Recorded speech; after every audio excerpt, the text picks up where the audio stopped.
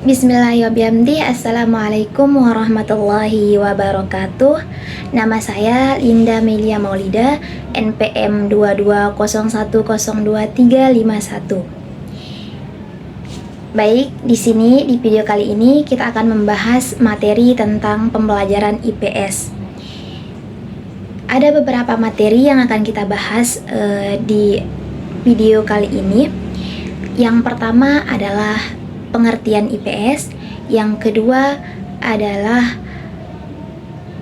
tujuan pembelajaran IPS, yang ketiga adalah prinsip-prinsip dasar pembelajaran IPS, yang keempat adalah ruang lingkup pembelajaran IPS, yang kelima adalah peran IPS dalam pembentukan karakter, yang keenam adalah dampak atau tantangan yang dihadapi dalam pembelajaran IPS, dan yang terakhir adalah solusi dan inovasi dalam pembelajaran IPS.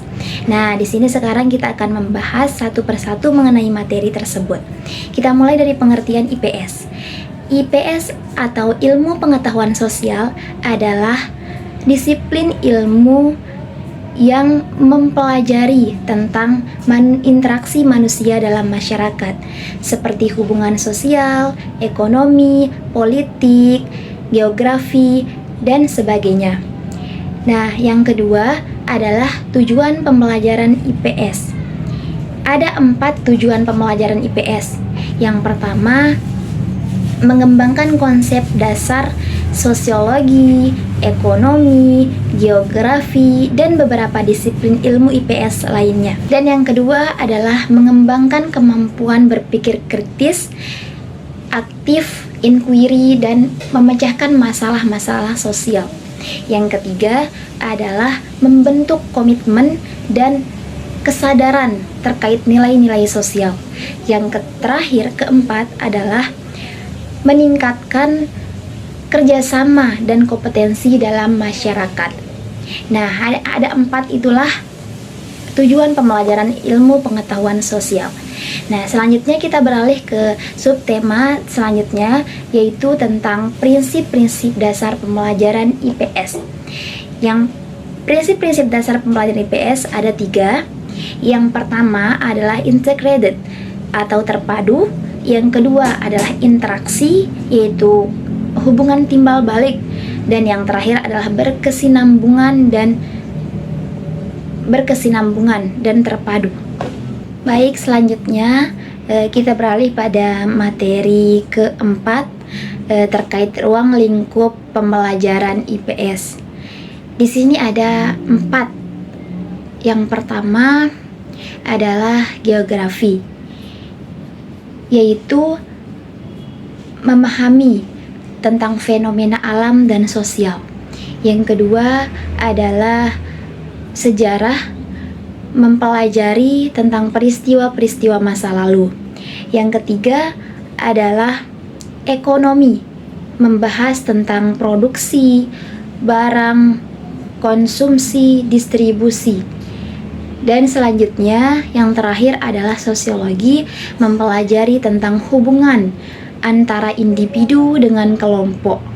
Selanjutnya kita beralih kepada materi kelima terkait peran pembelajaran IPS dalam pembentukan karakter. Nah, di sini ada 3. Yang pertama adalah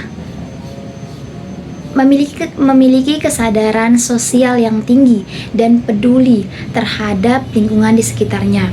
Nah, yang kedua adalah berpikir kritis dan berperan aktif dalam memecahkan masalah-masalah sosial yang ada di sekitarnya. Nah, yang terakhir adalah menjadi warga negara yang bertanggung jawab, toleran, dan mampu menghargai perbedaan. Selanjutnya, kita beralih ke materi yang ke-6 terkait dengan tantangan yang dihadapi dalam pembelajaran IPS. Ada 3 tantangan yang dihadapi. Yang pertama adalah kurangnya minat siswa karena pembelajaran IPS dianggap teoritis dan tidak sesuai dengan kehidupan sehari-hari. Yang kedua adalah kurangnya media pembelajaran yang interaktif, terutama di daerah-daerah yang minim akses internet. Dan yang terakhir Yang ketiga adalah kurikulum yang berubah-ubah yang mempengaruhi kontinuitas pembelajaran IPS. Nah, dan sekarang kita sudah sampai di materi terakhir mengenai solusi dan inovasi dalam pembelajaran IPS. Di sini saya cantumkan 3 solusi dan inovasi dalam pembelajaran IPS yang dapat kita gunakan. Yang pertama adalah pembelajaran yang kontekstual supaya lebih relevan dengan kehidupan sehari-hari.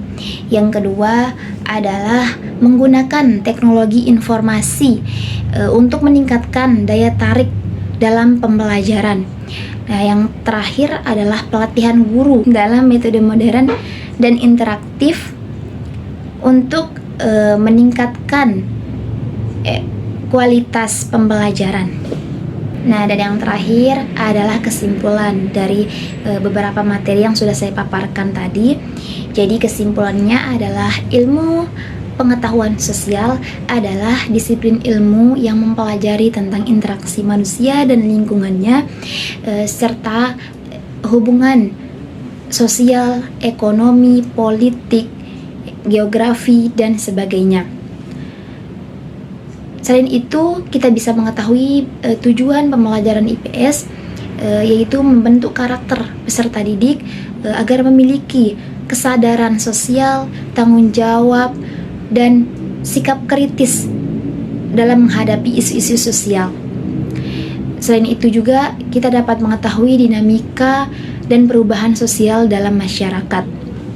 Tentunya dengan menggunakan metode-metode yang kontekstual dan relevan dengan kehidupan sehari-hari, dan menggunakan media pembelajaran yang interaktif dan pembelajaran yang tepat dalam menerapkan ilmu pengetahuan sosial tersebut. Mungkin hanya itu materi yang dapat saya paparkan terkait pembelajaran ilmu pengetahuan sosial. Saya Linda Melia Maulida undur diri. Sekian video dari saya, kurang lebihnya mohon maaf. Wallahul muwaffiq wal hadi ila sabilir rasyad. Assalamualaikum warahmatullahi wabarakatuh. Semoga bermanfaat.